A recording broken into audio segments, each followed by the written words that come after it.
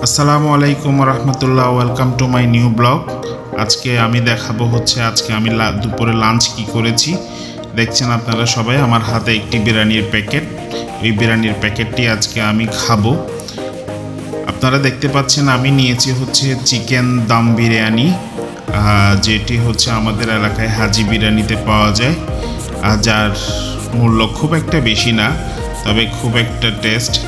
বিভিন্ন কিছু দিয়েছে, একটি বড় আলু দিয়েছে, একটি ডিম দিয়েছে, একটি চিকেন লেগ পিস দিয়েছে। খাবারের টেস্ট আল্লাহর রহমতে খুবই ভালো ছিল। আল্লাহর দেওয়া প্রত্যেকটা নিয়ামত, প্রত্যেকটা রিজিক, প্রত্যেকটা কিছু আল্লাহর রহমতে খুবই ভালো, খুবই চমৎকার। আমি সবসময় খেয়ে আল্লাহর শুকরিয়া আদায় করি, যাতে উনি এই পৃথিবীতে আমাদেরকে পাঠিয়েছেন তার নিয়ামত ভোগ করার জন্য। এই নিয়ামত ভোগ করার পরে আমি অবশ্যই তার শুকরিয়া আদায় করি এবং সকলের উচিত তার শুকরিয়া আদায় করা। আপনারা দেখতে পাচ্ছেন এই পর্যায়ে আমার খাবার অলরেডি প্রায় শেষ। খাবার খেতে খেতে আমি আপনাদের সাথে একটু ভিডিও শেয়ার করছিলাম, যাতে আপনারা দেখতে পারেন যে আমি লাঞ্চে কি খাই অথবা কি খেয়ে থাকি।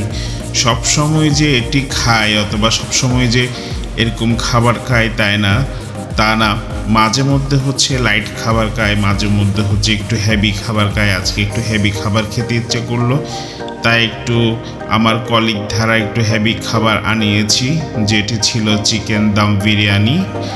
আপনারা সবাই দেখতে পাচ্ছেন আমি খাবার মোটামুটি শেষ করে ফেলেছি। খাবার বেশি নাই। খাবারের মধ্যে মধ্যে একটু আপনাদের ক্যামেরার দিকেও দেখছিলাম, যাতে ঠিকঠাক মতো ভিডিওগুলো উঠছে কিনা, ভিডিও হচ্ছে কিনা।